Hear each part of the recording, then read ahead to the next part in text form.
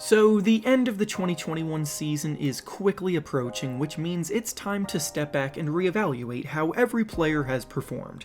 Over a period of time, the way players are perceived by the general public forms narratives that tend to stick with them for a while, but this perception and the reality of what they are as players can oftentimes differ, which results in players either becoming overrated or underrated by the average fan of the sport. In my last video, I went through the NBA players that I believed are the most underrated right now, so if you haven't watched that, make sure to go check that out after you watch this one. And now today, we'll be going through to the other end of the spectrum and discussing the players that I believe are the most overrated right now. Just to clarify, this video is not intended to come off as hate towards these players at all. It's just that I think the perception of them as players exceeds the reality of them as players right now. Before we start though, it turns out about 64% of you watching right now aren't even subscribed to the channel, so please, if you enjoy the content, consider hitting the subscribe button, as not only does it help out a ton, but I would also very much appreciate it. Now with that being said, let's begin. The first overrated player we'll be discussing today is Anthony Davis of the Los Angeles Lakers.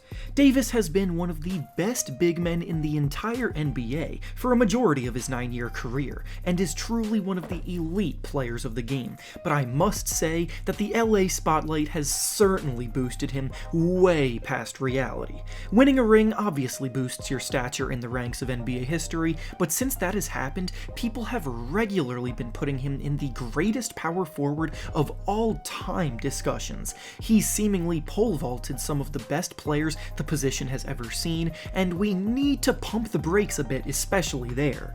We do need to keep in mind that Davis achieved very little as a number one option prior to his stay in LA. He was playing alongside LeBron James last year, which is always a huge bonus, and he still has a long way to go before justifiably being compared to the likes of Tim Duncan, Kevin Garnett, Karl Malone, and Dirk Nowitzki, amongst others.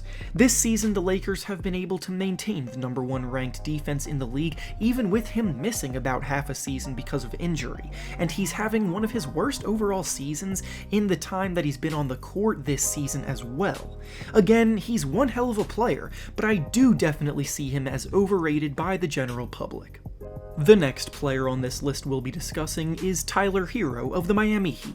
Herro had a few explosive performances in the bubble last season as the Heat journeyed all the way to the NBA Finals, and since then, his status league-wide has skyrocketed. His name was in several trade discussions involving potential superstars, such as James Harden earlier this year, and yet a majority of people said the Heat would be giving up too much if they included him in a trade. Herro is definitely a promising young player who has a very strong ability to create his own offense, but by no means is he even a fringe star yet, or anything close to it. In reality, he's still fairly inefficient with his scoring, his shot selection can be pretty questionable at times, he struggles mightily on the defensive end, and looking into deeper impact numbers, the Heat are actually 6.3 points worse per 100 possessions with him on the court. He's a very likable player, but he's not exactly as good as the public perception surrounding him makes him out to be.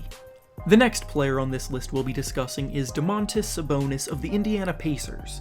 Sabonis was named an All-Star last year, he was an All-Star replacement player this year, and overall he's viewed as the Pacers' best player.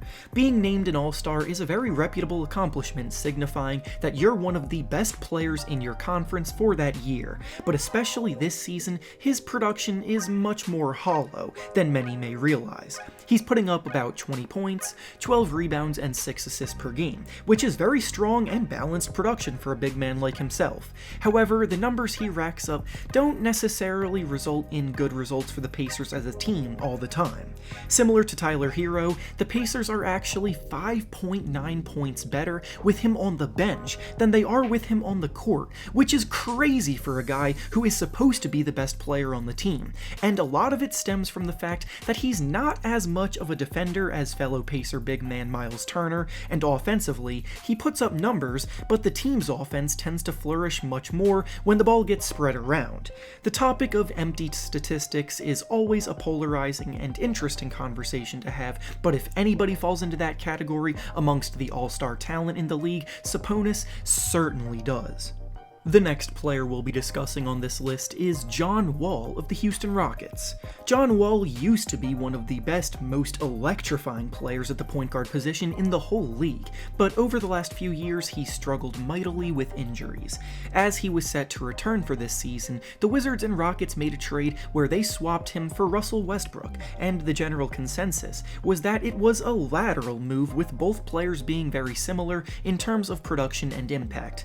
I can admit I wrongly thought something similar at the time, and I helped contribute to his overrated stature a bit, but truthfully, Wall has been pretty poor overall this season on the court, despite his seemingly impressive numbers on paper.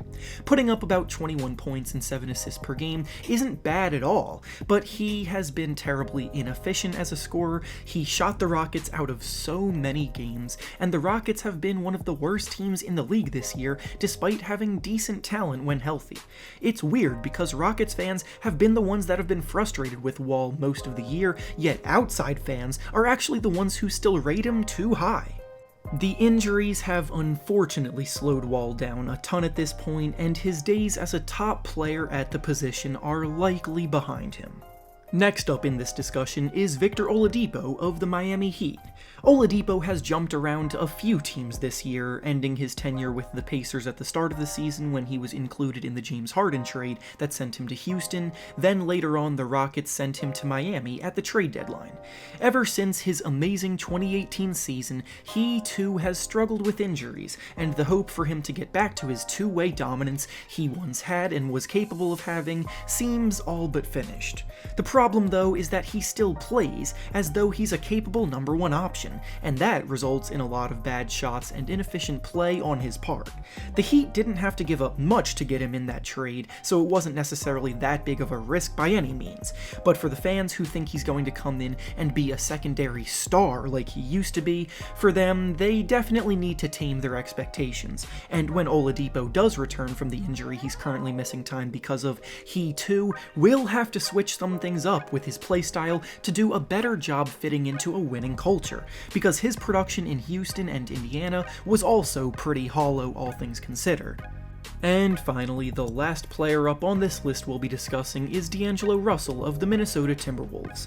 When the Timberwolves traded for Russell, they expected him and Karl-Anthony Towns to form a duo to build around towards contention, as Russell was just coming off of a season where he was named an All-Star. Unfortunately, it took a long time before Russell and Towns could get settled together because injuries seemed to always hold one out while the other was healthy, and the belief was that once D'Angelo Russell was back, they'd start to see some positive momentum. But the bad news is that it hasn't exactly worked out that way yet.